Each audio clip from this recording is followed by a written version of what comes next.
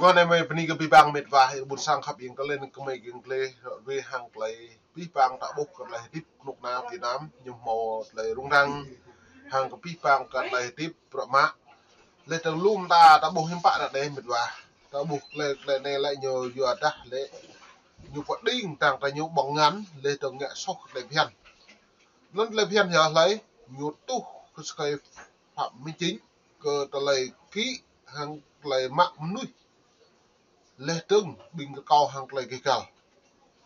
nó ra này là tạo bộ làm chặt Việt Nam hôm nay lưu lấy sau thì nhiều lại sai phạm minh chính lại như tươm kẹo pli ở ông Tu Lâm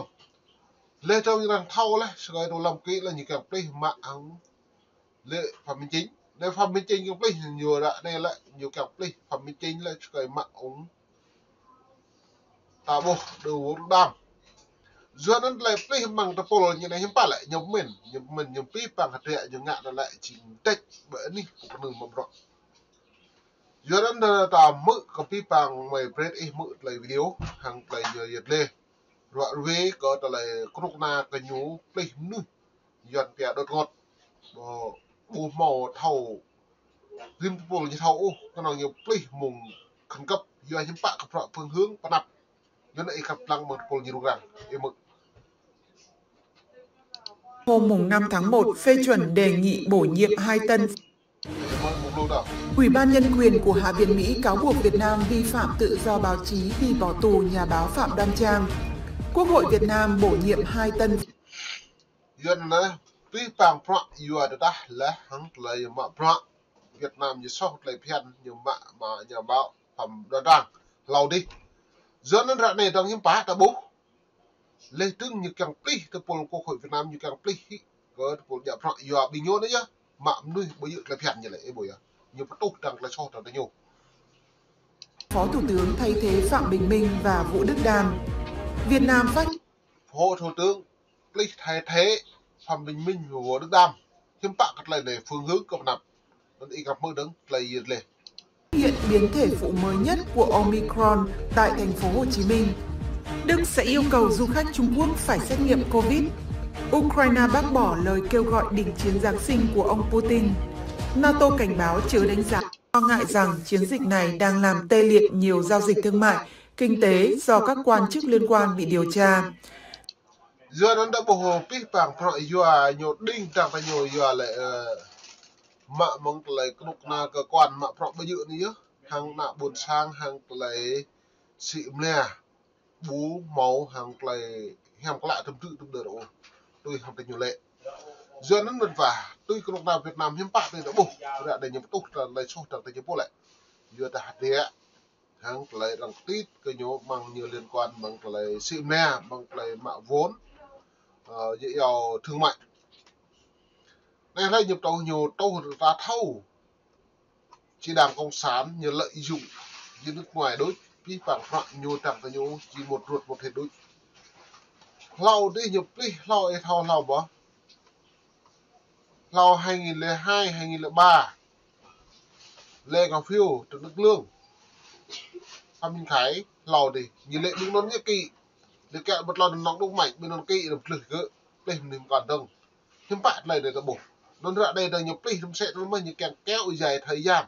cái bổ xong lời này đấy nhiều bây giờ từ lẩu giờ nó lại cả đa nhập đi mua làm ra những cái vừa hạt này là ép là cái tít nhố hàng lại xịm lé hàng lại là màu vốn úc rằng phê những mạng hàng lại xịm léo đi gặp đang tất mềm đại bên ngoài. Tới thời điểm này, cả ông Minh và ông Đam đều chưa bị bắt và không có cáo buộc nào chống lại họ. Cuộc trấn áp tham nhũng cho đến nay đã dẫn tới việc bắt giữ một bộ trưởng y tế và các quan chức nhà ngoại giao hàng đầu khác. Các doanh nhân nổi tiếng cũng đã bị bắt giam. Giáo sư Co Thayer chuyên về ngoại Nên để mở này, các đồng là thua cho nên đặc kẹng mạ từng vô đỡ đam ta bù ta lại nhiều lại vừa bình nhiều này vừa cái số bóng ngăn súng ngăn cả đã buồn sàng lê trống hàng phố giáo sư mừng ngáo đằng cái nhôm đằng bù đi bằng bây giờ ta trong nội bộ đáng lê vật nuôi bằng công ty bộ luật nhố rằng nằm chắc cái là pro mạng do cả hai này là cả mũ nuôi bùa lây phản đối tôi được càng mạng thua cho đây vô được làm nó để mượn đấng là nhập Giao Việt Nam tại Học viện Quốc phòng Úc ở Canberra nói với Reuters rằng việc cách chức các phó thủ tướng có thể liên quan đến hai vụ bê bối đáng chú ý là vụ hối lộ liên quan đến các chuyến bay giải cứu đưa người Việt Nam mắc kẹt ở nước ngoài về nước và vụ mua bán bộ dụng cụ thử nghiệm COVID-19 của công ty Việt Á.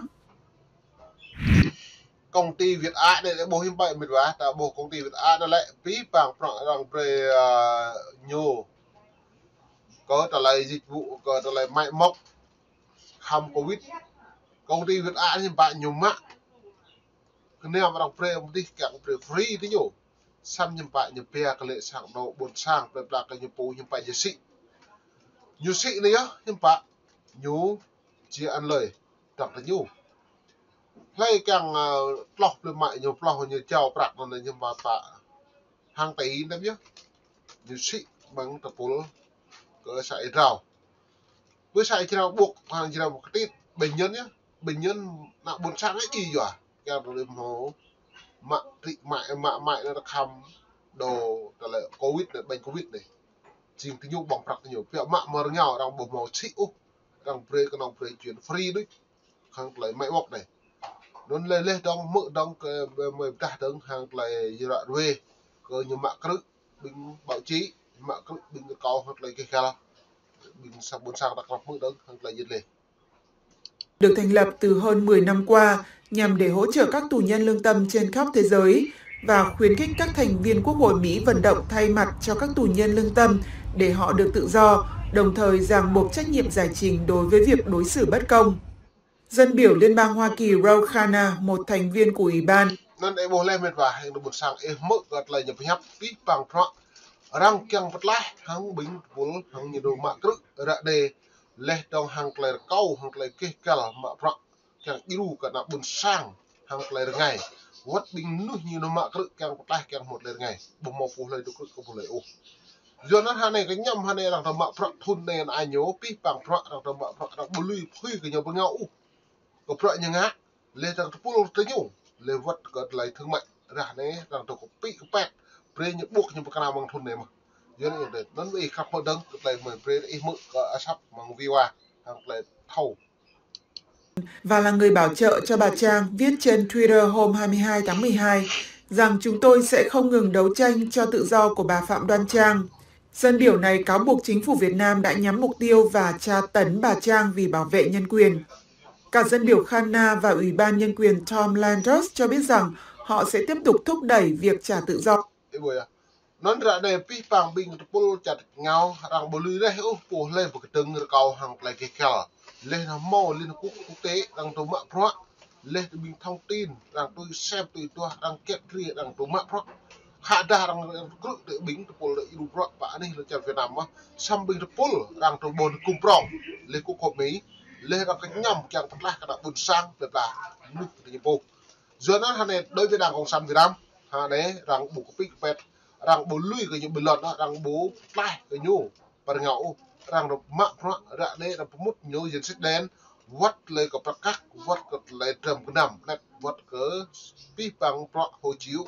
này đi lên trong pro trầm tí bố hồ chiếu như lại nhô giáp rằng cha người ta hồ chiếu đấy nhưng bạn nghe từ hệ thống mông quốc tế đang tụ có đủ có phở bìa nè xăm nhô nhưng cả nhô ngạ là màu tím hồ chiếu như này lau thêm màu xanh lá cây giữa nó này đã bổ hiến lại giữa nó rằng thầu của Việt Nam hay là nhiều lòng lẻo với đi quốc tế vi phạm luật như ngạ cho nên nó em mượn trong phẩm đơn trang đấy rằng rồi mà phật cớ trở lại bây giờ sẽ cho anh ăn phẩm đơn trang nữa luôn đi một căn tầng tù nhân lương tâm lên trong hàng này cây cà cầu ra đây như tôi bạn nó lại nó mượn bộ làm phẩm đó cho bà Trang và bảo vệ quyền tự do biểu đạt phổ quát. Trước đó, nhờ sự vận động của dân biểu Khanna vào ngày 8 tháng 8 năm 2022, Ủy ban Nhân quyền Tom Landers chấp nhận bảo trợ cho bà Trang. Đồng thời, các dân biểu Hoa Kỳ yêu cầu Bộ Ngoại giao Mỹ và Nhà Trắng gây áp lực nhà cầm quyền Việt Nam trả tự do cho nhà báo và tù nhân lương tâm này. Chính quyền Việt Nam luôn bác bỏ việc giam cầm. đuôi hơn chính quyền Việt Nam pi bảng phọ rim ra nào rim ta nhiều bạc bỏ như lấy lần cha Việt Nam bỏ màu tù nhân lương tâm ô lệ nhiều cự như lệ nu hin là lệ nu sau lệ bian nhiều ý bồi giờ nó rằng độ lăng rằng độ xem pi bảng phọ có nhiều ngã nhiều lệ phiền nhiều với lệ phiền nhiều hiếm pa lệ liên quan to an ninh quốc tế lệ phiền nhiều hiếm pa lệ vi phạm bộ luật nhân quyền lệ phiền nhiều hiếm pa lệ đàn áp vì tôn giáo lệ phiền nhiều hiếm pa lệ rồi chiếm đoạt tài sản của người dân dân mới đứng cực lại như phép tù nhân chính trị hay tù nhân lương tâm và cho rằng họ chỉ bắt giam và xét xử những người vi phạm pháp luật. Bây giờ bố hết cái này phép tù nhân chính trị tù nhân lương tâm nhiều màu mỡ cứ u như này nhiều cái năng là bình nuôi so sát lại phiền được cái bộ đội hiếm lại phiền nhiều điều bảy ở cái trách bắn tự do tôn giáo ấy bùng á hiếm bạn trách bắn cái nhiều bộ hiến pháp nhiều bộ 2013 hiến pháp cái này như thực hiện ấy bộ luật à nhiều cả một thực hiện đó do nó lại này đang đọc xem đang đọc ta nó nào cái này này mới đứng cần phải là tình huống sao lại như phép. Bộ Y tế Việt Nam hôm 5 tháng 1 cho biết trên trang web của Bộ rằng biến thể phụ XBB của Omicron đã được phát hiện tại thành phố Hồ Chí Minh. Bản tin của tờ nó lại rồi vạn trong sẽ có lần trả Hồ Chí Minh lại đây là vậy này lần trả Việt Nam hắn này bánh Omicron lại đây là bố tập pi bằng phẳng hiếm phá lầm lờ năm lần xa tầm tí này này là chính tạo bố pi bằng phẳng tầm rơi này lại trúc lại pro này hình này lại một lại trúc lại công an tư bởi này lần Sài Gòn và này là cho Việt Nam hiếm phá Hồ Chí Minh đấy mừng đi nạp cái nào buồn sang cái nhiều vừa mày mọc lên đóng lấy thông tin để hiếm phá là ai đang trợ giúp mới từ nhố vừa ra đang trợ giúp hiếm phá phương hướng đang càng nhiều còn để nhố lần chặt Việt Nam này dân vậy mưa đứng cất lấy như phép. Sức khỏe và đời sống vốn là cơ quan ngôn luận của Bộ Y tế được đăng tải trên trang chính thức của Bộ nói rằng biến thể phụ XBB được ghi nhận tại thành phố Hồ Chí Minh vào tháng 12 năm 2022 nhưng tỷ lệ thấp. Theo Bộ Y tế, đây là kết quả do nhóm nghiên cứu COVID-19 của Bệnh viện nhiệt đới và đơn vị nghiên cứu lâm sàng của Đại học Oxford của Anh thực hiện. Dân đã bố pi bằng phẳng cất lại rằng đu hàng lại mại mọc lấy bệnh viện này đi hàng lại nảy rào mạ phẳng càng kết liệt càng đu như bạn như đã đây cả một kết quả click để trả rằng giờ nó hàng này lưu như ngăn chặn như bình như hàng này là những càng ngăn chặn lời công an túp nó lại kẹo tôi hàng như dự đoán mong Trung Quốc xem mà mong Trung Quốc lại nhiều bộ ngăn chặn âm nơi du khách Trung Quốc trôn vã này lần chặt cái nhiều bố lệ trưng bồ màu nhưng phòng ô cơ lại tươm lại em nuôi một Trung Quốc nào và lần chặt cái nhiều bố lưu cái điều liền chui xe lụi do nên phi bằng phẳng dạ đây nhiều rung tăng nội bộ này bùi à môn này lão phi môn đấy dòng từ buồn sáng khắp yên hôm nay môn mình đu nghị hàng là lưu lóc hình rò khắp cái bộ đi là bạn đi thực bộ lại